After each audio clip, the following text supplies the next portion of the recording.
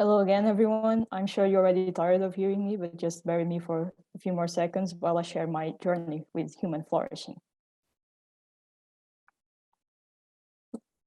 So this is going to be the timeline I'm going to follow. December is before the program and then all the way through to now.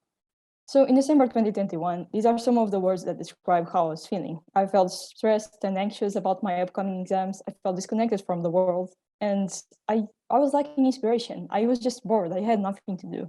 Of course, I was still curious and excited, but you can see that what dominates is the less good emotions, let's say.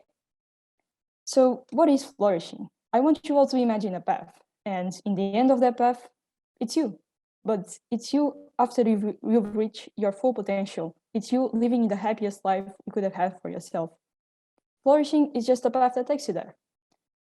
So I was introduced to flourishing in January 2022. And like most of you, probably, you probably thinking the same thing I thought back then, that this is just a great joke, it's just some hippie stuff and it's not going to take us anywhere. Oh boy, was I wrong. So I had several challenges along the way.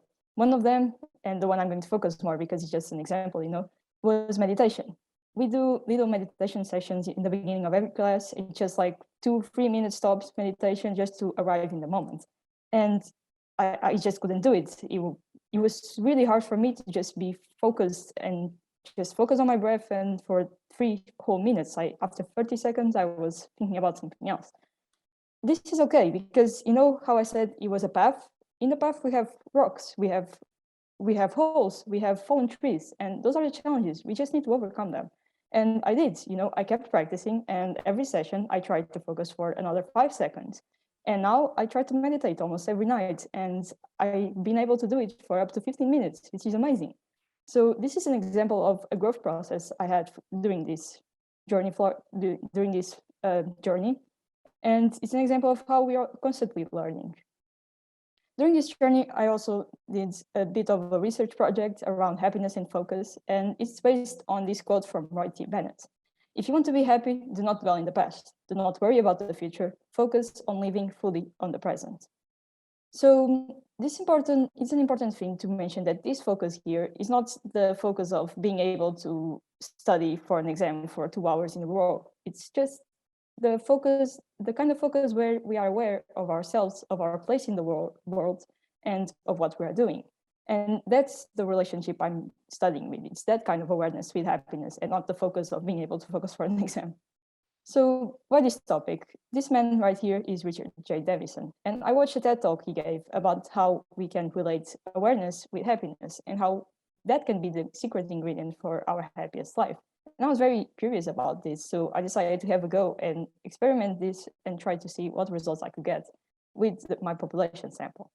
So the first thing I had to do was to select a population sample, which consisted of my family members, friends, and teachers, and not just from Portugal, but from all around the world.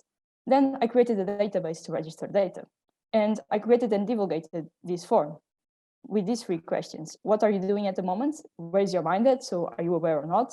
How happy are you from a scale 1 to 10?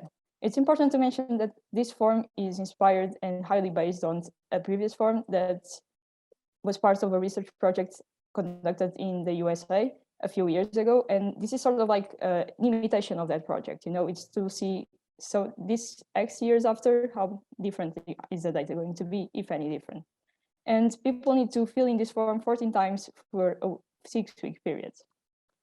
I use Airtable to store data and to do automations, and I use Google Calendar to track because it's going to be 14 times for a 6-week period. It's a lot of things, and sometimes people get lost, so I just try to use it to be less overwhelming. I use Airtable to analyze the data, and I based it on happiness score, and then I calculated the percentage of awareness.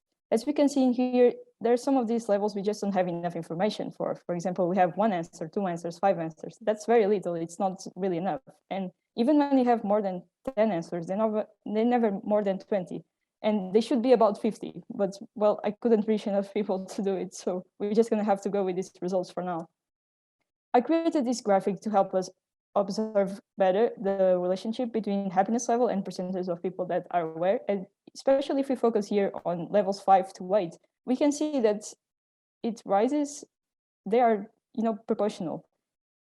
With People are happier when they're more aware of what they're doing.